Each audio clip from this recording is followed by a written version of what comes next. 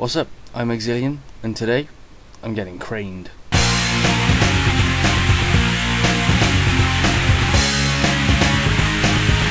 So Demolishor's part in Galaxy Force was primarily to give a bit of background to Guardshell's character. He showed up in the first half of Galaxy Force, and after getting his ass kicked by Thundercracker, he was subsequently persuaded to join the Decepticons, or Destrons, by Starscream. So it turns out, as an Autobot or Cybertron, he was Guardshell's best mate. The pair of them then have several fights over whose Game Boy was the best colour. After Guardshell wins, he stays a Destron for several episodes, until finally he regrets his decision. He's then found by Autobot driving into some trees and talking to himself. He's persuaded to join the Cybertrons again by Guardshell, and they hug and swap Pokemon. So as I've hit on several times before, Galaxy Force line equals detail sandwich, and there's no exceptions here. He's awesome. This baby blue style purple is very retina friendly as well. In fact, the only other thing I've ever seen this colour is that stuff they drink on Tatooine. Definitely one of the finest parts of Demolishor is his head mould. His big chin and jowls just make him look hench. The two big vents on the side of his head lessen wind resistance and help prevent neck strain. And light piping this good should be considered art. Articulation wise, Demolishor's got everything where it should be. The real trick to posing him is his balance, as this crane arm makes him about as stable as a bowling tournament on a rowing boat. Also, his back kibble is a bit geometry-tastic. He does have a bit more stability if you pull his feet out properly, but that just makes him look like a winter sports enthusiast. So unlike most in the line, Demolishor has got two force chip gimmicks. The first one on his right arm is pretty much what cornflakes are to Frosties, whereas the second one...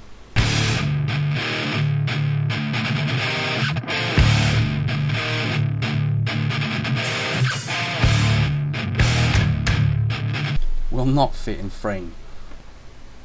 His crane blade is 1.25 foot long. We're talking satellite tickling, transcontinental toast buttering, and that's just before the watershed.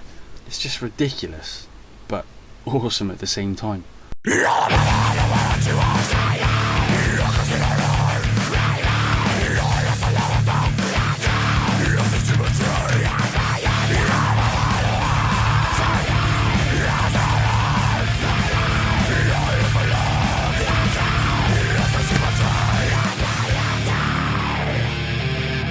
So apart from a minor scale issue, Demolishor's got a very successful alt mode.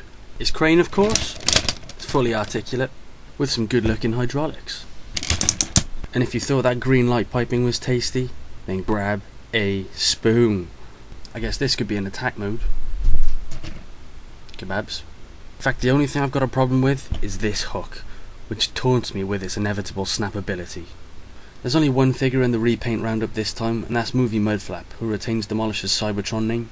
A lot of people, including myself, think he'd make a strong grapple candidate, but apparently, despite being a Decepticon, he was based on G1 Erector. Just to throw it in there was also a landslide repaint, but that got cancelled due to laundry. So how can I not recommend picking up a Demolishor?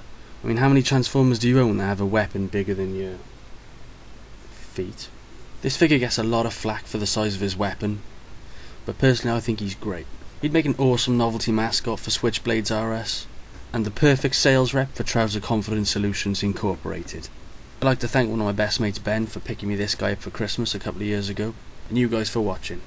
I've been Exillion, and I did try not to go there.